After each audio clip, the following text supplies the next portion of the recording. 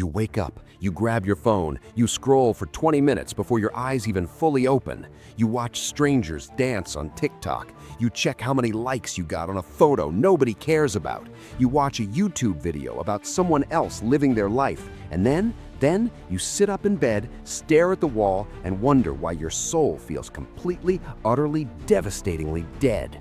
That hollowness in your chest, that gray fog sitting over everything you do, that's not a mystery. That's a crime scene, and you are the one holding the weapon. Look at you. You have everything, literally everything a human being could want. Food delivered to your front door in 30 minutes, a device in your pocket with access to all of human knowledge, infinite movies, endless music, video games so realistic they blur the line between fantasy and the life you're too afraid to build. You live better than ancient kings did, and yet you are miserable. There is a massive, dark, yawning hole in the center of your chest that nothing seems to fill. You pour entertainment into it, you pour food into it, you pour hours of mindless scrolling into it, and it just gets deeper, darker, hungrier. Why? Because you are not feeding yourself. You are drowning yourself. You are pouring poison into an open wound and calling it medicine. Here is the truth that nobody in your life has the spine to tell you. That emptiness you feel, it is not depression. It is not a sign that something is wrong with the universe. It is an alarm bell, a primal, ancient, screaming signal from the deepest part of your brain, the part that kept your ancestors alive, and it is begging you to do something difficult, to build something, to fight something, to become something. But every single time that alarm goes off, what do? You silence it. You open Instagram. You start another episode. You order another meal you didn't earn.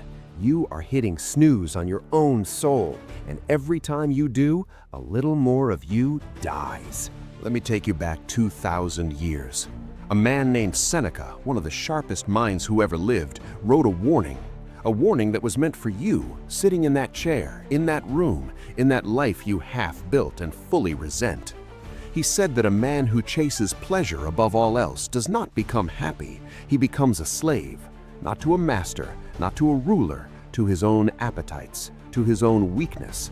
And a slave, no matter how comfortable his cage, is never free, never fulfilled, never at peace.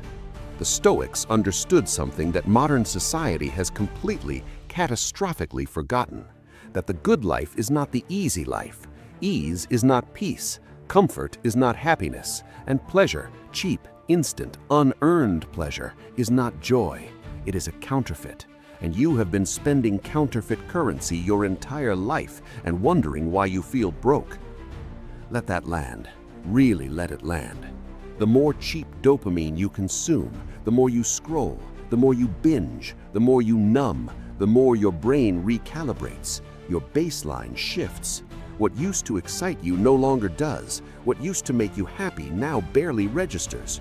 You need more stimulation, more novelty, more noise, because your brain, your magnificent, powerful, ancient brain, has been systematically destroyed by a culture designed to exploit it. That is why a beautiful sunset doesn't move you anymore. That is why real conversations feel boring. That is why you can sit in a room full of people and feel completely, utterly alone. You haven't lost your capacity for joy. You have buried it under a mountain of cheap, synthetic, worthless stimulation. And let me guess, you think the solution is a vacation, right? You think you need to find yourself, maybe travel to Bali, maybe journal your feelings, maybe download a meditation app and breathe deeply for 5 minutes between doom scrolling sessions. Scoff, please. You don't need a vacation, you need a confrontation with yourself, with your weakness, with the soft, comfortable, slowly rotting version of yourself you've been carefully protecting from anything hard. You don't need to find yourself, you need to build yourself from scratch in the fire. And the only way to do that is to stop running from difficulty and start walking straight toward it. Listen to me carefully, because I will not say this gently. The cure for emptiness is not more entertainment. It is not more rest. It is not more self-compassion content served to you by an algorithm that profits from your paralysis. The cure, the only cure, is effort. Real, raw, uncomfortable, unglamorous effort. The kind that makes your hands shake and your lungs burn and your mind scream at you to stop. That feeling, that exact feeling you've been running from your entire adult life, that is where your soul lives. That is where meaning is made. Not in the highlight reel, not in the dopamine spike, in the struggle, in the grind, in the moments when everything in you says quit and you look that voice dead in the eye and keep moving anyway. So here is what you are going to do. Tomorrow morning, not next Monday, not after the weekend, tomorrow, you are going to perform what I call the hard reset. Your alarm goes off and you do not touch your phone. Not for 1 hour, not for 2 hours. 2 full hours of no screen, no scroll, no content, no noise. Just you and the discomfort of your own mind. And in that silence, you are going to do one thing that absolutely, genuinely, completely sucks. You are going to go lift iron until your muscles fail. You are going to run until your lungs feel like they are collapsing. You are going to sit down and build something, a skill, a business, a body of work from absolute zero. Not because it feels good, because it doesn't, and that is precisely the point. Men are not built for comfort. I need you to understand this at the cellular level. We are not designed to sit. We are not designed to consume. We are not designed to be entertained into oblivion while our potential rots quietly inside us.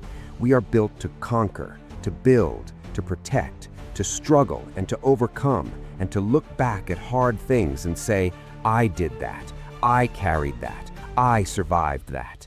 That is where identity comes from. That is where confidence comes from. Not from affirmations, not from a podcast, but from hard evidence compiled in your own body and your own history that you are capable of difficult things. When you remove the struggle, you don't make life easier, you make it meaningless. And a meaningless life always, always feels empty. Stop chasing cheap pleasure. Start chasing purpose. The void inside you is not a flaw. It is a doorway. Walk through it. Fill the void.